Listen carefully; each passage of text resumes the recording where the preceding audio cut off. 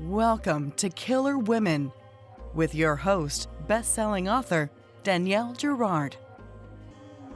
And now, Danielle's next killer woman. Welcome to Killer Women Podcast, a proud member of the Authors on the Air Global Network with more than 4 million listeners. I'm your host, suspense author Danielle Girard, and my guest today is Lisa Brideau. Lisa was born and raised in Nova Scotia, Canada, in the unceded territory of the Mi'kmaq people. She has a bachelor's in engineering, in aerospace engineering from Carleton University, a master's in science? Yep. A master's in science, sorry, for my listeners, these are abbreviations I'm not used to because she's way too smart for me, in urban planning from the University of British Columbia, and currently works as a sustainability specialist for the city of Vancouver. When she takes breaks from trying to mitigate catastrophic climate change, she likes to write speculative fiction or practice her waltz. She lives in Vancouver, BC, the unceded territory of the Musqueam, Squamish, and Tsleil-Waututh peoples. Welcome, Lisa. Thank you. Well done. Well done. Oh, well, I wasn't going to get through it just perfectly, was I? So we knew that was going to happen. But we are here to talk about ADRIFT, Lisa. So tell our listeners about this book.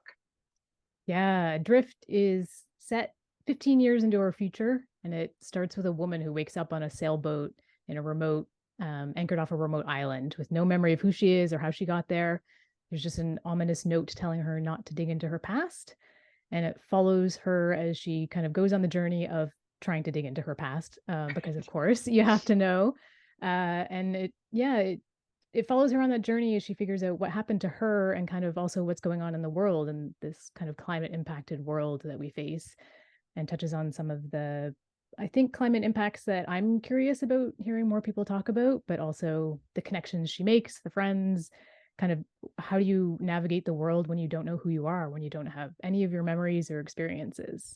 Right. So, And who to trust. And and then she talks about, so interestingly, one of the things I love about it is that while she doesn't know who she is or any of her past, no memories, no idea of her family, she has all this muscle memory, because she's a sailor. So she navigates her boat perfectly until she starts to think about how she knows how to do that. And then she kind of freaks herself out, and then it causes herself some trouble. So she has to kind of calm down about that, which I thought was really interesting. So clearly there's, you're a sustainability specialist, you know a lot about this. Is clearly a passion project for you. And I love that it shows in the words. Can you tell us the seed for the story? Do you remember? There's kind of two. One is the opening scene of her waking up on a sailboat. I went on a week-long kayak camping trip in Haida Gwaii, where it's set in the opening of the book, and it's just this really incredible place off the coast of BC, kind of up towards Alaska. So it's quite remote. The presence of the Haida people is really felt in the place, and it feels like a place almost out of time. And it's just you and the fellow people you're with kayaking through this national park and pulling up on beaches and pitching your tent in the forest, and these amazing forests. And it was a really magical place. And there was one sailboat that was kind of meandering through the same waters as us, and we saw it periodically, and that was kind of the idea of somebody waking up and not knowing who they are and potentially not knowing when it is or anything. And if you're in that place, it very much feels like that just seems really plausible. And that scene really stuck with me.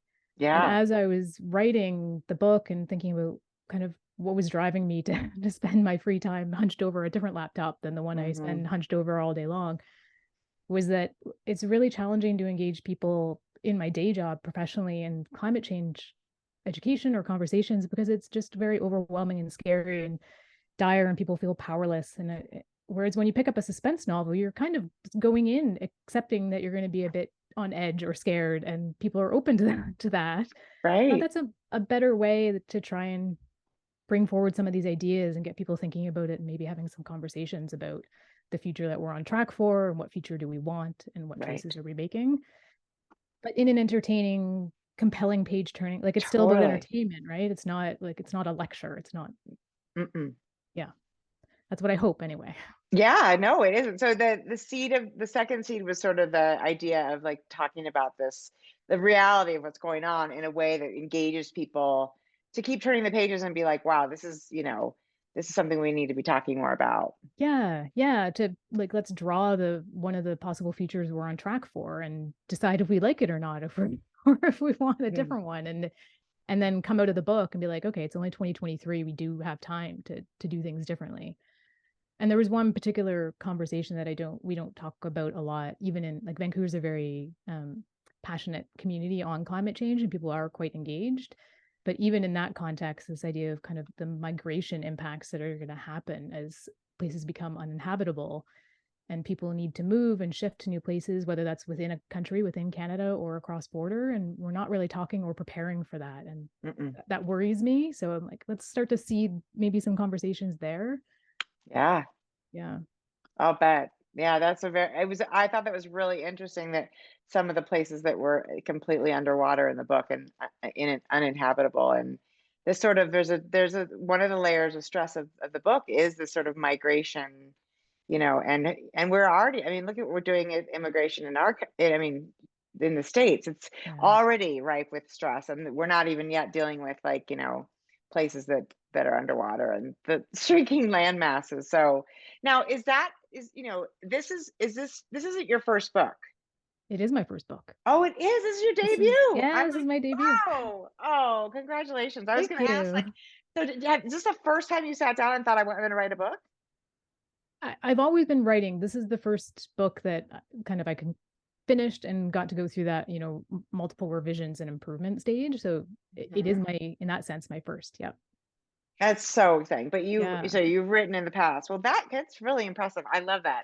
And I love to celebrate debut authors because it's a big deal. You only get to do it once, and it's brand new. And I hope you will celebrate really big. You have to make a big party of it.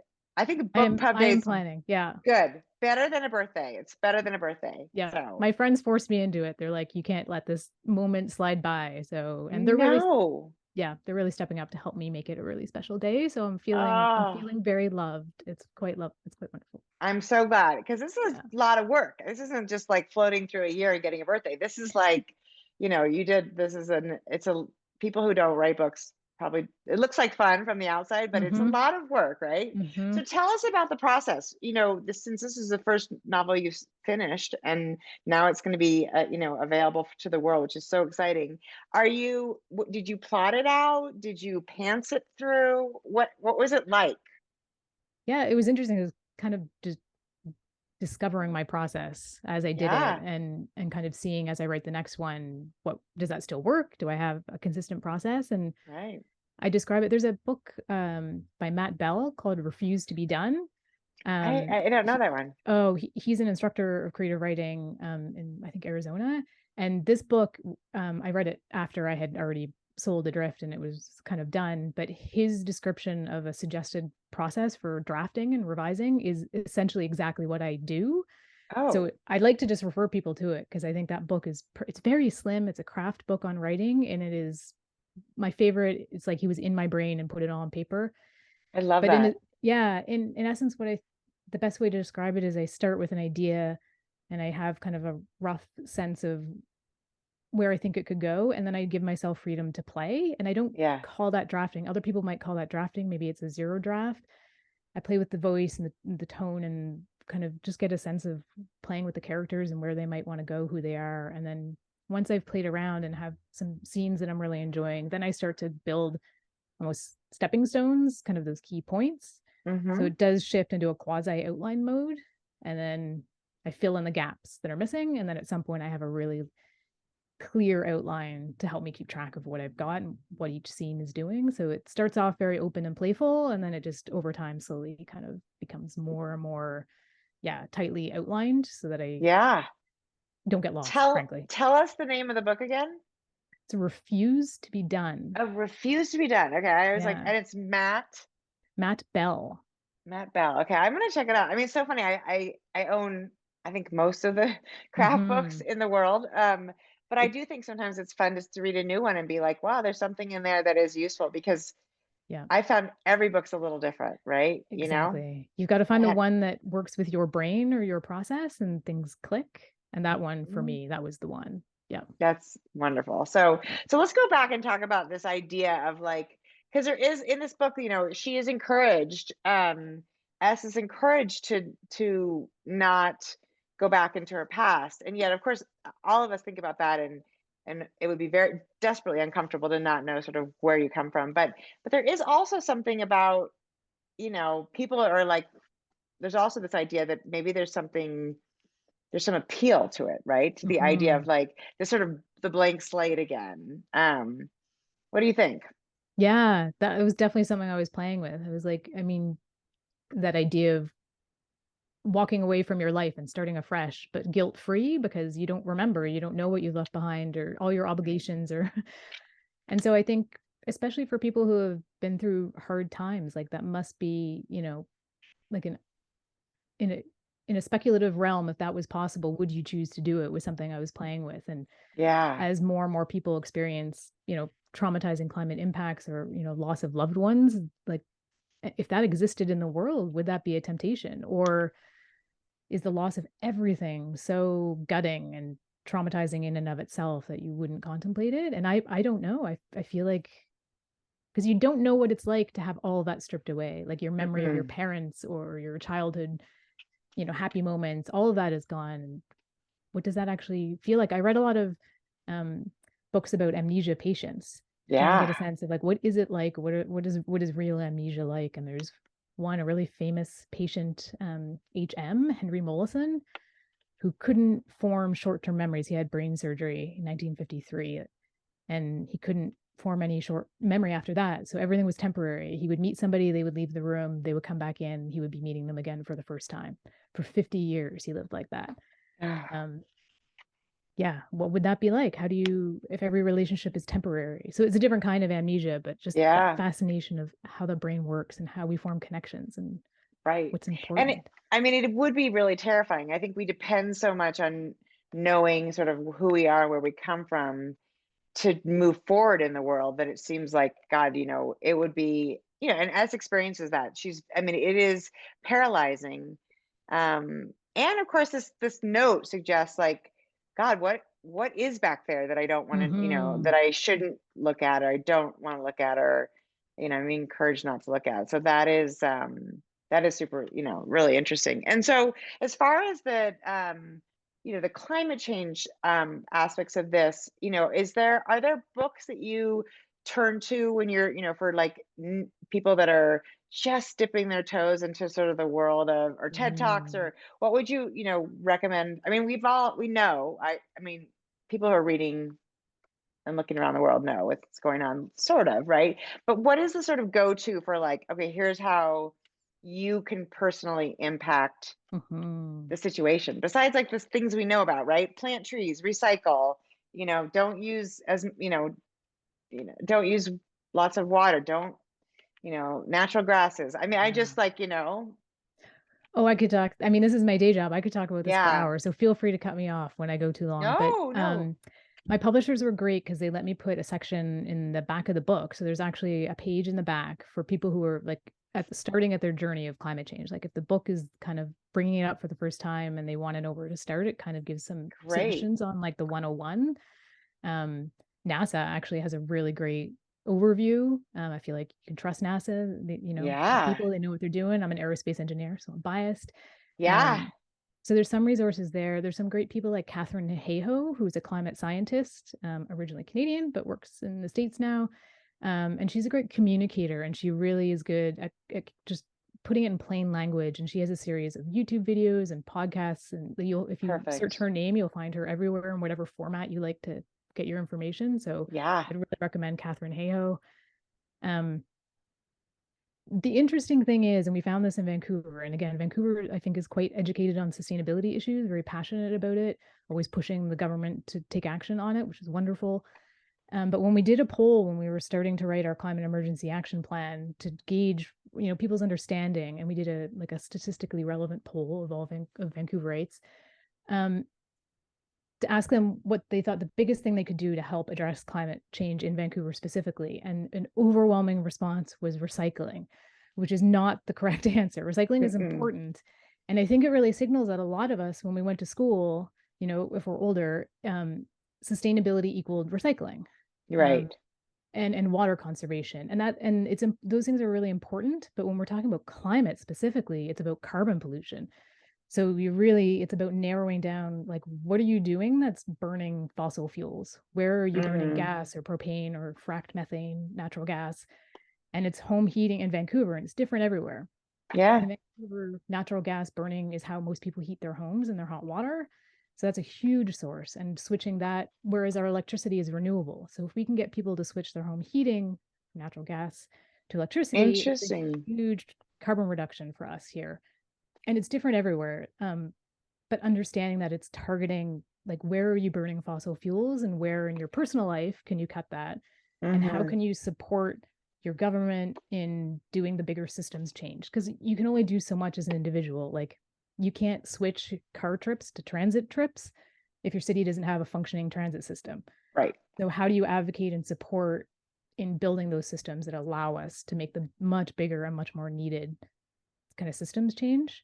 Yeah, that is so, I mean, that is right. We did sort of think, and that is exactly, I'm like, oh yeah, recycling or reducing waste in general, right?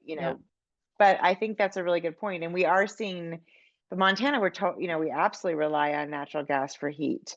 And we're seeing, solar panels go up, but I'm not sure if people are converting their heat systems to electricity, or if that's just more to sort of the electric aspects of your home. So that is, that's complicated to unpack. And I think finding out, specifically to your locale, like, how is your electricity generated, and understanding what the big changes are specific to where you are. And I think it's really important. Like, there's a big debate about, we can't solve it through individual actions alone, but I think it's both. I think, like, there are things we can do as people, and then getting involved with organizations and adding your voice to the push to make those bigger shifts that's the other half of the equation that feels less immediately tangible, but actually is the thing. Like, when we try to do things in the government, if there's not a vocal support for us to do something, that's quite difficult. Like, reallocating road space so that people have safe cycling routes, so that people, it's an actual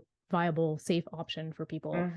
That's not popular to do. And if people are protesting it and nobody's coming out to support it, it's hard for municipal governments to do that. And so being a vocal champion it doesn't feel like a climate action. It's a hugely impactful climate action. Right. I can absolutely see that. And I think that is, even in our little town, we're starting to see more bike paths, and which is amazing, and I think that's absolutely right. So tell me, like, so it seems like, so you were an aerospace engineer. How did you find your way to sustainability? Yeah, almost by accident. I was working in Wisconsin for a little aerospace engineering company, doing cool stuff, working on projects that flew on the space station. So it was a super cool experience.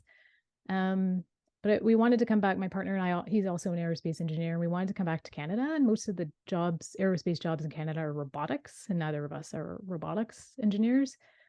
And so I was looking at just kind of like a career shift that would allow us to come home.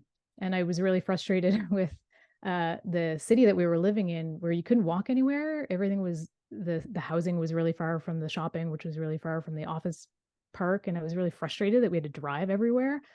I started looking into why were we designing cities this way, and discovered urban planning.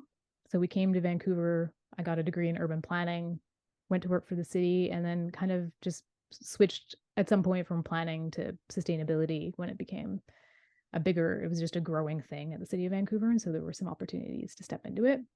So really lucky. People come to me for career advice, and I was like, I've got myself here by accident. So well, I'm just lucky. That I think now, though, no longer do we spend 50 years at one company. And so I think that is how things happen. You take a step in the right direction, and then it doesn't work. I mean, I have a daughter who's graduating from college in like 2 weeks, and this is all we talk about, because of course she has no idea. And I'm like, you're not supposed to know. You're not supposed to know right now. And it'll take you in unexpected directions. So like, I don't regret engineering at all. Love the degree, super valuable still. Like, the way it taught me how to think and approach problems is still really valuable, even if I'm not doing it directly. Of course. And it all built you to where you are. So I absolutely agree with that. Well, so tell me, were you, when you started writing, were you sort of writing about, like, was this the sort of thing in your mind, like, I'm gonna create a story about climate, or was it more like you also sort of loved writing, and were other stories sort of brewing in your head that were not climate related, and then you sort of married your two interests? Yeah, the latter. I wanted Yeah. a book. It was kind of almost just, I needed to set it. I really love sci-fi and speculative fiction, Mm-hmm. and you can't write that now without grappling with climate change. I mean, you can't really even writing a set in today thing. It's hard to avoid it now, but if you're setting it in the future, you have to think about, what does it look like? How have we survived as humans if you're writing really far out? So it just, my earlier writing wasn't focused on that at all. It was just didn't really contemplate it. But when I sat down to do this project, it was both. It was setting it in the future, so I have to, and then also a light bulb went off about, I can entertain people and bring up some of these issues that it's just really hard to engage with. In, like, we did a sea level rise education program at the city that I organized, and we were going to festivals, and I was like, come talk to us about sea level rise in Vancouver. And like, we were not the fun booth. We tried. Right. Right. So I think I just saw this opportunity to tell the story that I wanted to tell and be entertaining, and also an experiment to see if it's a way to bring up the topics. Yeah. So tell us, like, so what are obviously you mentioned another book. So can you tell us a little bit about what you're working on now? It's very early days. Yes. Going in a gothic direction. So kind of, Okay. but still with a speculative. I think I can't resist throwing in unexpected bits. Like with ADRIFT, it was kind of the memory wiping and amnesia, and the climate impacted world and the amnesia refugees. And then the new one, it's a different speculative twist, which is all I can say. I love that. Well, that is so fun. So I didn't know if you were sort of thinking about like a climate series, but it sounds like everything's going to be a little bit different. They're standalones. I think so. The other one touches on climate in a very different way. So it's still there. I don't know that I could ever not have it be. Yeah, I mean, it's exactly. It's like you said, it's a really important subject, and also it's one that's obviously really near and dear to your heart. Yeah. I have heard. I'm from California and I live in Montana, so Vancouver's not really that far. I've never been, but I've heard it's just a phenomenal city. I moved here, I thought I was just going to go to university and then we would move somewhere else because I wasn't interested. I didn't understand the hype about Vancouver. And then we moved into a little neighborhood. It's a high density neighborhood, and I had never lived in a high density neighborhood before. And we moved in and we sold our car, and I was like, and we were 6 blocks from the beach. And I was like, why would I ever leave? And it doesn't snow or barely snow. Yeah. Like, why would I live anywhere else? There's mountains. Like, you'll go to the bus stop and you'll see people in ski gear because they're taking the bus to the mountain to go skiing for the day. Oh, you'll see somebody else with a paddle board because they're going to the ocean to paddle for the day. It's just, it allows you to have such an interesting, varied lifestyle. If you love the outdoors and you want an urban life, this is where you can have all of it. It sounds amazing. You're going to get an influx of people now that you've lit off that. But I have heard wonderful things about it. Well, this is so exciting. Your debut novel. Tell us where we can find you. Are you on, the socials? You have a website? Yeah, so lisabrideau.com. I have a blog there that I update every now and then with trying to kind of give some behind the scenes things as I learn stuff about publishing, learning about the importance of book reps and library associations and all sorts of interesting things. Exactly. Yeah, all these people who are doing amazing things that I think most readers don't know about, who make the whole system work. I'm also, I'm on Twitter for as long as Twitter lasts. Right. Yeah. And I'm on Instagram, so growing and spending more time on Instagram. And all my links are on lisabrideau.com. It's probably the easiest way to find all the spots. And we should spell it. It's Brideau. That's right. It's a nice French name. It is, yeah. Long roots in East Coast French Canadian history. I love that. Yeah. Well, it's interesting. I love the idea of your blog because I do think that there's a lot of unknown things about publishing, and I think readers don't necessarily know even how much work we do on the promotion and and all those things that are just, there's not like a magical person who does all of that. So Can you tell us a couple things that you've learned that you found really interesting? I think that is interesting for our listeners. Yeah, I think the realization about how many books come out in a year. I was looking at a stat, and it might have just been the top 10 publishers, 32,000 titles in 2022, which is staggering.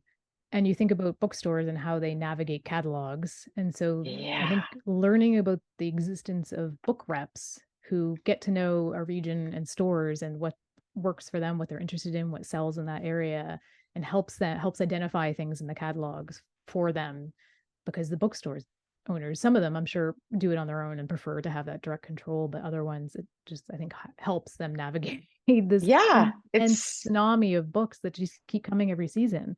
Yeah. Right? 32,000 a year. Yeah, that is insane. Yeah. Yeah. And I'm grateful that I'm with Source Books, because they're the 7th largest publisher in the state, which is amazing.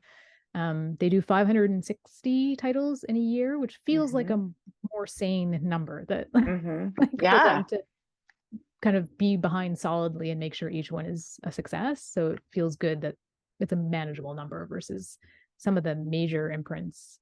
Just the numbers are just so huge. I don't understand how it operates. Yeah, it's so insane. And actually, Sourcebooks is relatively new, to my knowledge, but I have a few friends. Ashley Winstead is one who's published with them, and she's been super, super happy. So I think that's great. And I do think it's nice to not be in one of the sort of massive machines, right? I think so. Do you want to be a little fish in a really, really big pond, or do you want to be like a medium-sized fish, medium-sized pond? Yeah. Which one feels safer? Yeah. Yes, exactly. Yeah. Well, it's fantastic. Well, everyone, so our podcast is coming out on the 4th of May. So that's Thursday the 4th, which when you're listening to this, and Lisa's book comes out next Tuesday. So you still have time to go and order it, grab it, walk to the bookstore, bike to the bookstore, and pick up your copy of Adrift. It's a really fun, very unique story that I enjoyed so much, and I really learned to love S. So I think that's always the most fun, is to connect with your characters. That's wonderful to hear. Yeah. I love S. So I hope other people find a way to connect with her as well. No, they will. Exactly. She's layered and complex in the best of ways. So thank you so much, Lisa, for joining me today. It's been so fun to talk to you. Amazing. Thank you for having me. I appreciate it. Absolutely. And everyone, this has been Killer Women with Lisa Brideau, and her new book, Adrift, is out. Go grab it now, and we will see you next time. Bye. Bye.